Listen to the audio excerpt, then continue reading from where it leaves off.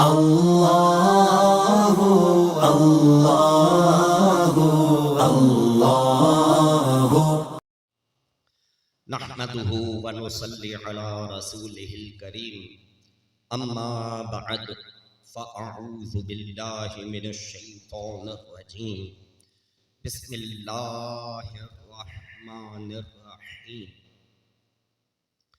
قرآن مجید فرقان حمید میں اللہ تبارک و تعالی نے اپنے کئی نبیوں اور رسولوں کی دعاؤں کو نقل فرمایا ہے کہ یہ نفوس قدسیہ کس طرح سے اللہ تبارک و تعالی کی بارگاہ میں دعا فرمایا کرتے تھے۔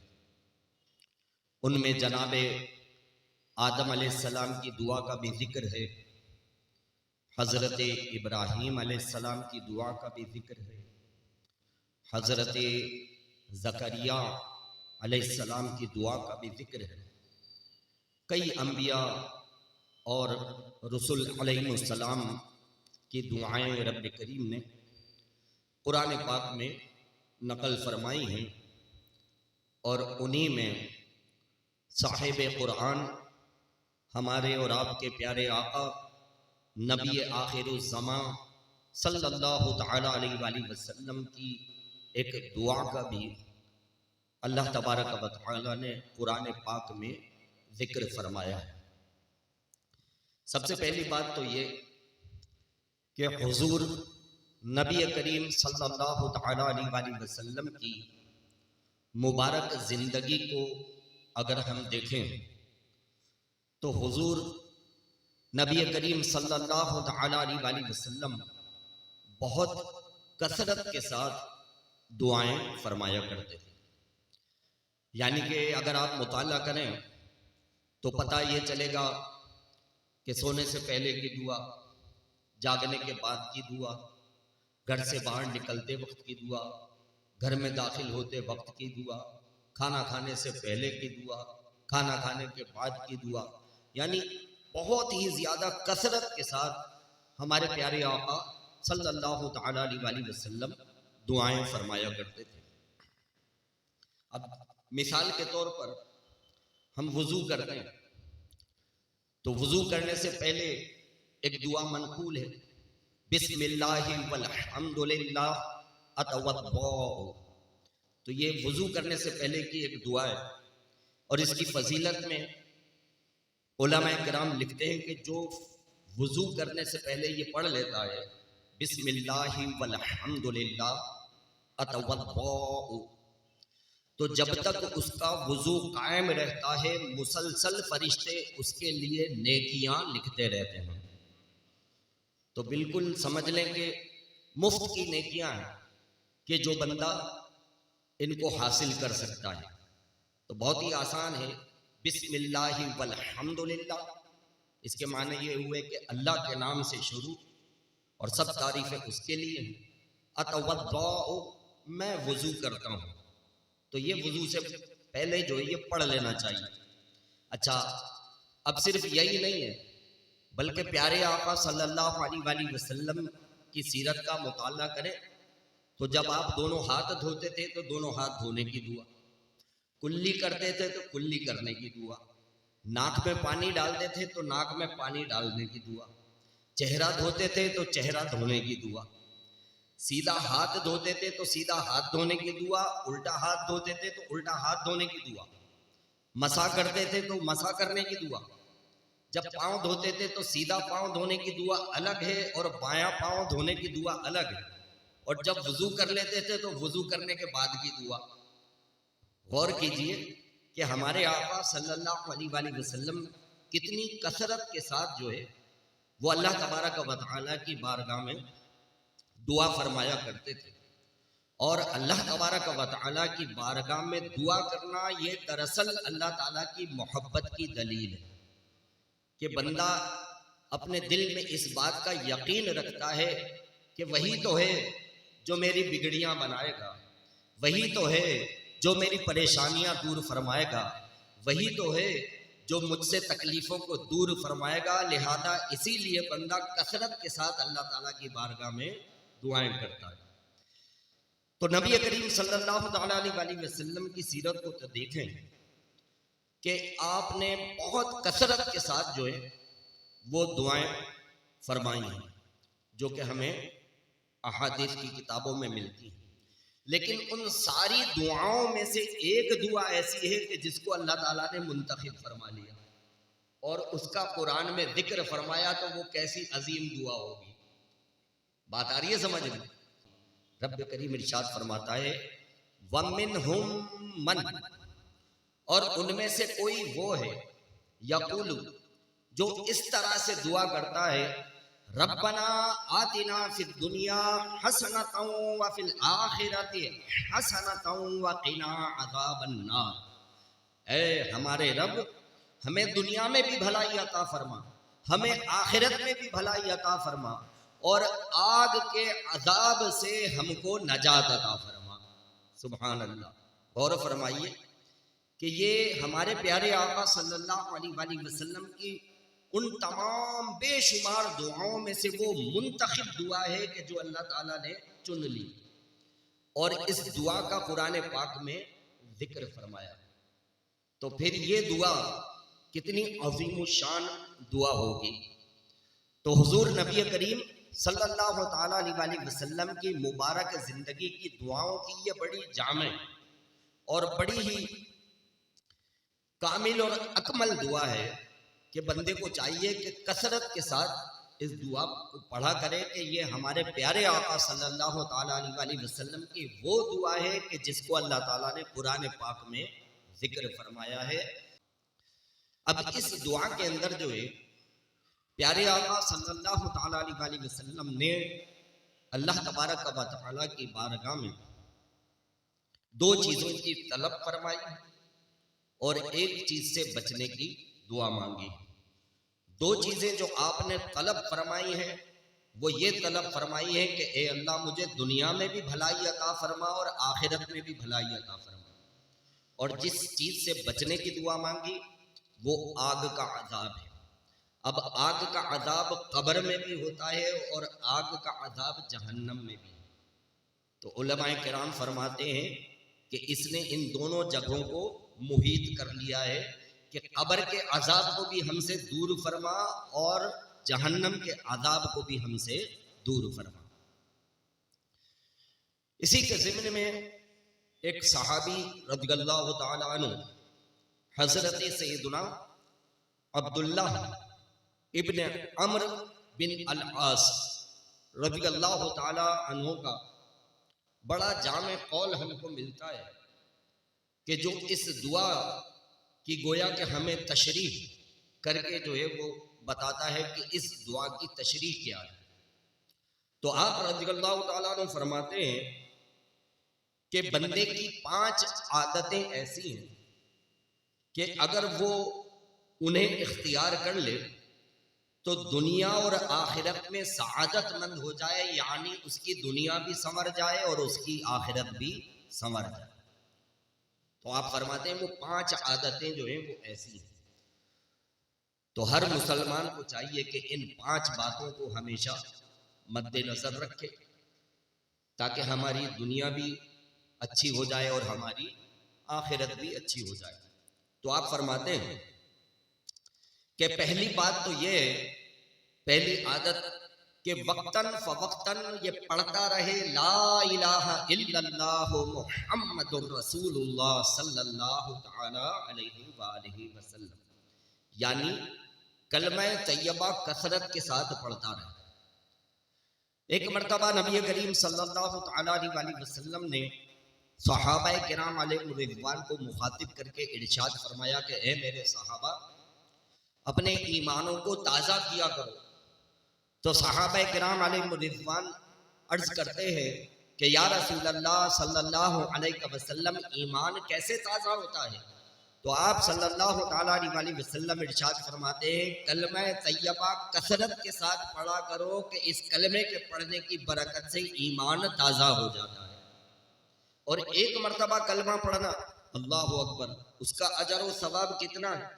منقول ہے کہ ترازو کے 2 پلڑے ہوں اور ایک پلڑے میں کلمہ طیبہ پڑھنے کا ثواب رکھ دیا جائے اور دوسرے پلڑے میں دنیا اور مافیہا یعنی دنیا اور جو کچھ اس میں ہے سب کچھ دوسرے پلڑے میں رکھ دیا جائے اور ان کا وزن کیا جائے تو کلمہ طیبہ پڑھنے کے اجر کا ثواب اس کا وزن جو ہے وہ بھاری پڑ جائے گا۔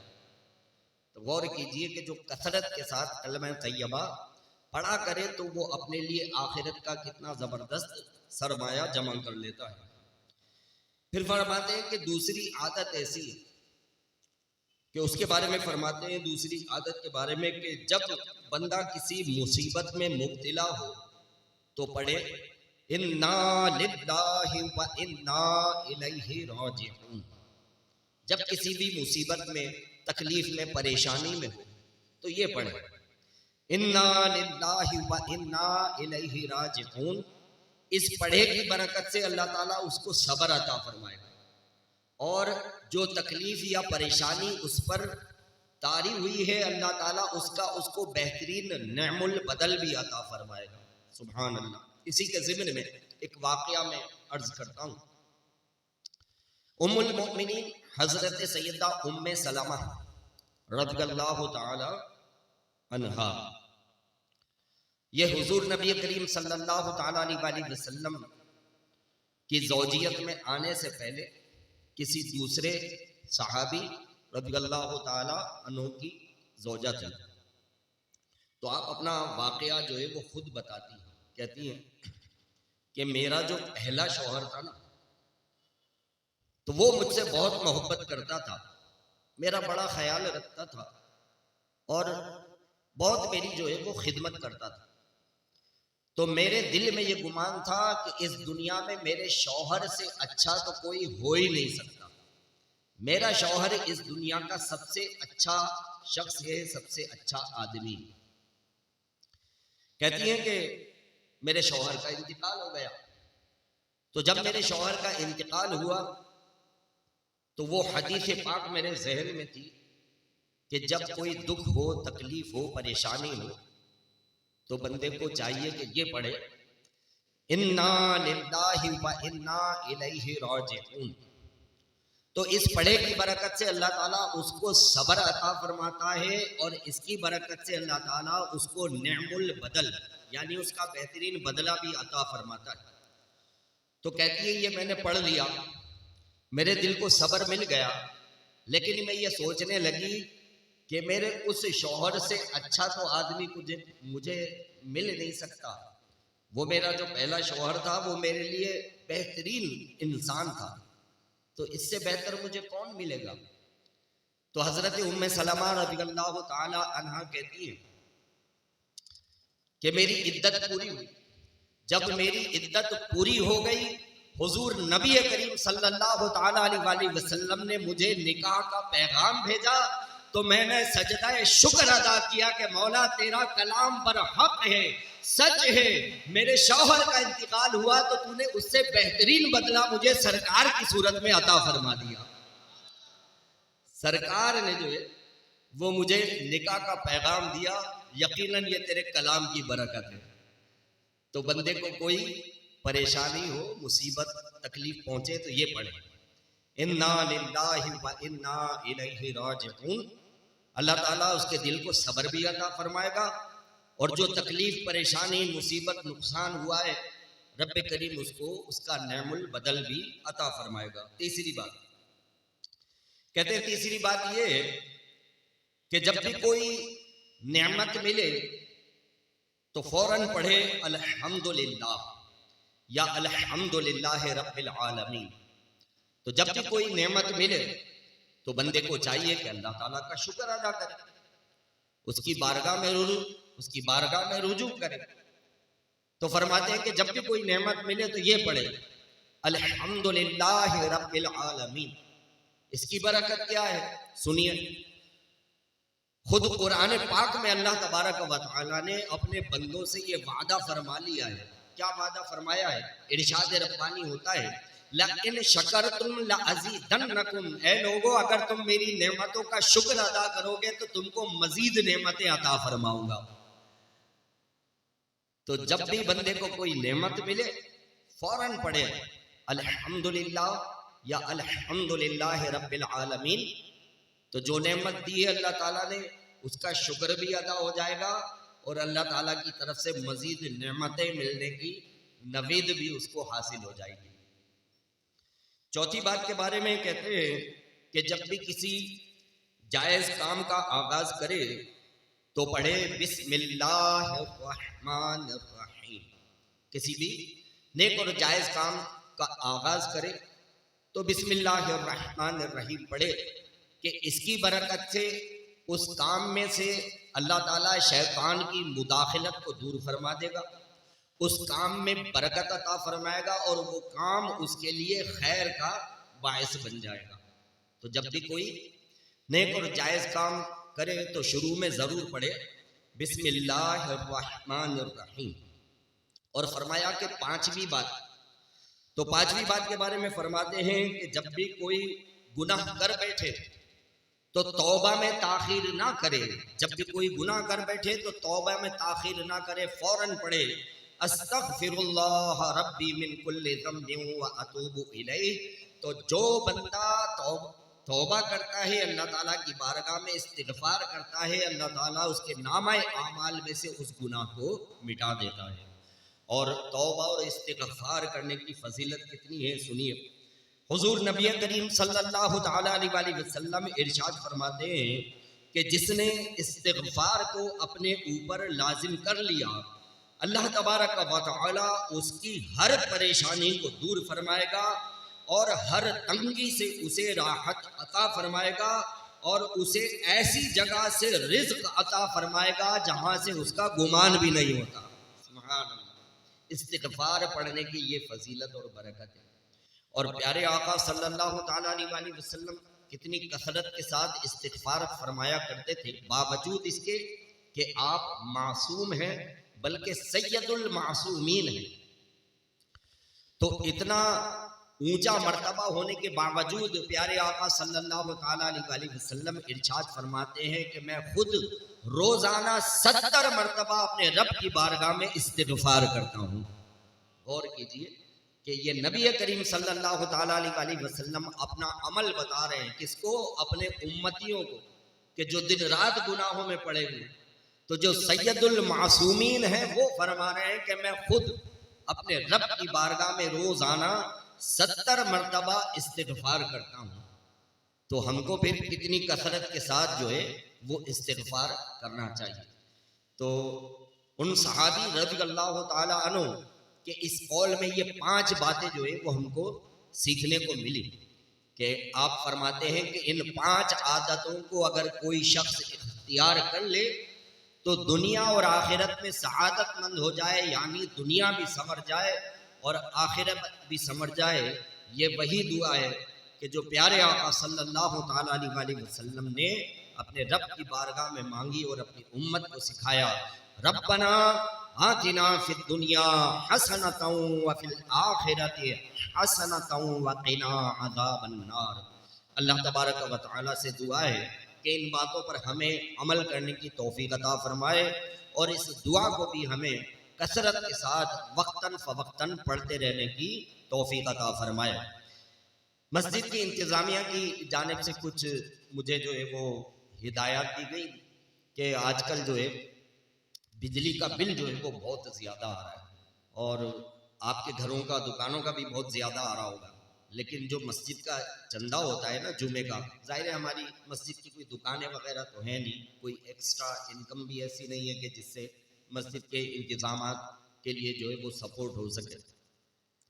تو جو جمعے کا چندہ ہوتا ہے اسی سے مسجد کے سارے انتظامی امور وغیرہ جو ہے وہ دیکھے جاتے ہیں اور الحمدللہ ہماری مسجد میں سہولتیں بھی جو ہے وہ کوشش کر کے اچھے سے اچھی جو ہے وہ آپ کو فراہم کی جاتی ہے. اللہ کے فضل و کرم سے مسجد کا اپنا ذاتی کنواں ہے اور اتنا میٹھا پانی ہے، اگر کسی کو بتاؤ نہیں تو وہ تو سمجھ بھی نہیں سکے گا کہ یہ کنویں کا پانی ہے. یہ جو وضو کا پانی آپ استعمال کرتے ہیں یہ کنویں کا پانی ہے. تو آپ سوچیں کہ ماشاءاللہ اتنا میٹھا پانی جو ہے وہ ہماری مسجد کے کنویں کا ہے. اب اس میں موٹر لگی ہوئی ہے، پانی کی فراہمی سمجھ لیں بہت زیادہ کثرت کے ساتھ جو ہے وہ موٹر جو ہے وہ چلتی ہے. مسجد کے سے ملحق جو ہے وہ نمازیوں کی سہولت کے لیے واش روم کی بھی سہولت ہے فری آف کاسٹ. کسی بنگی کو بٹھایا بھی نہیں ہے کہ بھائی 10 روپے لو یا 15 روپے لو، ایسا بھی کوئی سلسلہ نہیں ہے. تو نمازیوں کی سہولت کے لیے واش روم وغیرہ کی بھی سہولت ہے، وہاں پہ بھی پانی جو ہے وہ پہنچایا جاتا ہے. اس کے علاوہ اور بھی مسجد کے بہت سارے اخراجات ہوتے ہیں، لیکن جمعے کا چندہ جو ہے نا وہ بہت کم ہوتا ہے. تو آپ سے درخواست ہے کہ اس جمعے کے چندے میں جو ہے نا خاص طور پر جو ہے وہ اللہ کی راہ میں دیا کریں، مسجد کی خدمت کیا کریں کہ مسجد کی خدمت کرنے میں، اللہ کی راہ میں دینے میں یہ ضائع نہیں جاتا. اللہ تبارک و تعالی نے وعدہ فرمایا ہے، من جاء بالحسنۃ فلہ عشر امثالها، جو ہماری بارگاہ میں ایک خرچہ کرے گا ہم اس کو 10 گنا کر کے عطا فرمائیں گے. تو اللہ کی راہ میں خرچہ کرنے سے مال کم نہیں ہوتا. اللہ تعالیٰ نے وعدہ فرما لیا ہے جو ایک خرچ کرے گا ہم اس کو 10 گنا کر کے اس کو لوٹا دیں گے. اچھا، یہ 10 گنا کر کے جو رب کریم کی طرف سے لوٹایا جاتا ہے تو یہ تو دنیا میں لوٹایا جاتا ہے. آخرت کے بارے میں سرکار فرماتے ہیں اللہ تعالیٰ دنیا میں جس نے ایک خرچ کیا ہے اللہ تعالیٰ کی بارگاہ میں، آخرت میں اس کو 70 گنا کر کے عطا فرمائے گا. تو آخرت میں تو اور بھی زیادہ اس کی برکتیں ملیں گی. تو جو جمعے کا چندہ ہوتا ہے نا، اس میں خاص طور پر آپ لوگ جو ہے وہ حصہ لیا کریں اور اس بارے میں توجہ فرمائیں. رب کریم سے دعا ہے کہ جو کچھ سنا سمجھنے یاد رکھنے اس کے مطابق ہمیں عمل کی توفیق عطا فرمائے. اگر آپ کو یہ ویڈیو پسند آئی ہو تو اس ویڈیو کو لائک کریں، کامنٹس کریں، شیئر کریں اور میرے اس چینل کو سبسکرائب کریں. جزاک اللہ خیرا.